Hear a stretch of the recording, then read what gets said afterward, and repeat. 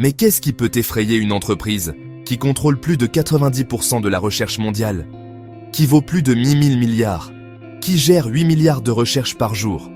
On pourrait croire qu'une entreprise aussi puissante est intouchable, imbattable, presque immortelle. Pourtant, un jour, dans les bureaux de Mountain View, quelque chose s'est produit. Un choc, un signal d'urgence, une alerte interne envoyée au niveau des plus hauts dirigeants. Ce genre d'alerte n'est utilisé que lorsque l'existence même de l'entreprise est menacée. Pas une nouvelle loi, pas un concurrent, du moins pas un concurrent traditionnel. Non. Ce qui a fait trembler Google, c'est une IA, plus précisément ChatGPT. Et ce moment pourrait être le début d'une des plus grandes batailles technologiques de notre époque. Cette alerte a un nom, Code Rouge, une sorte de protocole de guerre interne réservé aux menaces existentielles.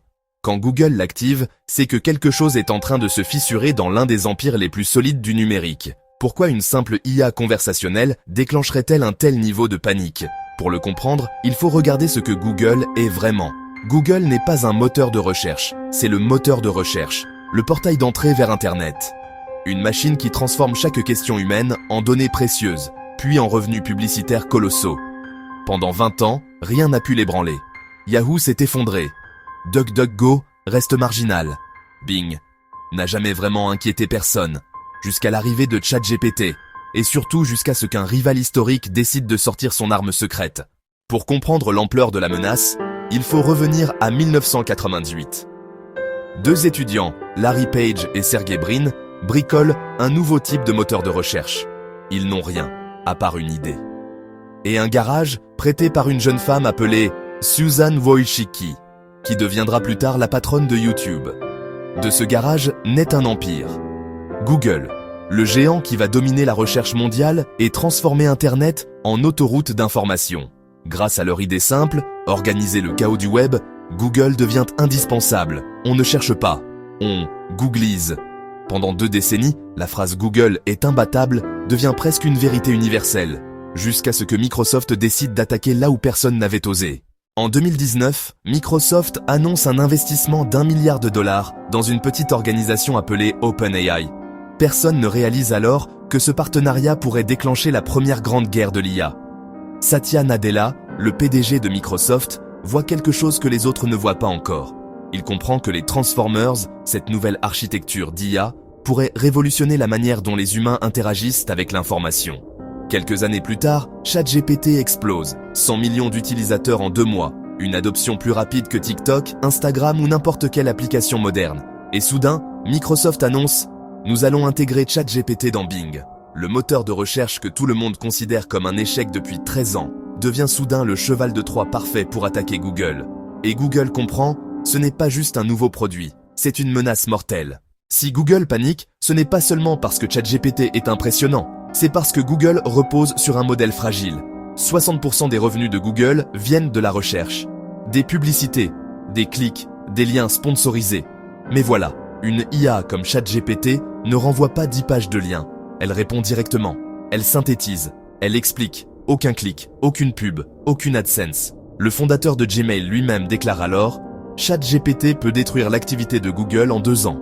Google sait qu'il n'exagère pas. Si le modèle change, si l'IA devient la nouvelle interface principale, Google perd sa source de revenus, le cœur de son empire. Voici la partie la plus folle de cette histoire.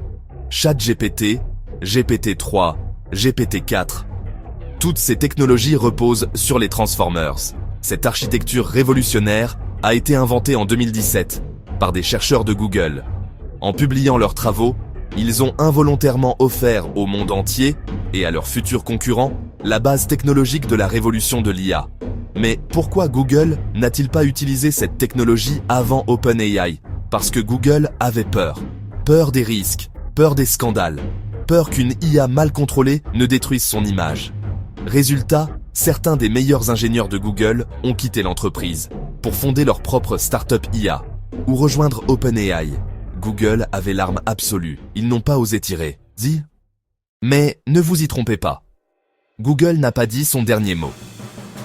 Derrière les portes fermées de Google DeepMind, plus de 20 projets IA sont en cours. Bard, Gemini, Imagen, Palm 2, MusicLM, des outils IA pour YouTube et plusieurs systèmes encore non annoncés. Et surtout, Google a fait quelque chose de très rare. Ils ont rappelé Larry Page et Sergey Brin, les fondateurs, pour les aider à définir la riposte. Quand une entreprise rappelle ses créateurs, c'est que l'heure est grave.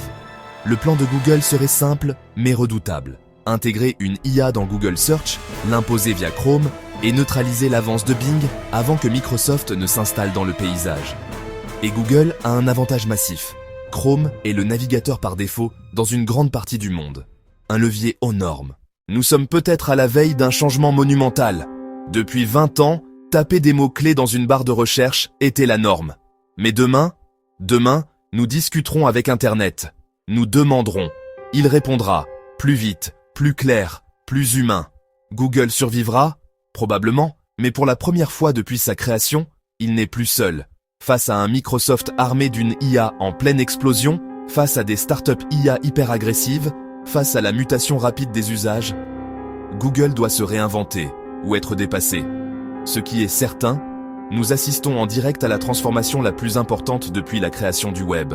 Et tout a commencé dans un garage, avec 2 étudiants qui voulaient simplement organiser le monde. Outro, fin. Merci d'avoir regardé cet épisode. Nous entrons dans une nouvelle ère, celle où le moteur de recherche traditionnel pourrait disparaître. Au profit des assistants IA. Google contre OpenAI. Microsoft contre un empire de 20 ans. Le futur n'a jamais été aussi incertain et aussi passionnant.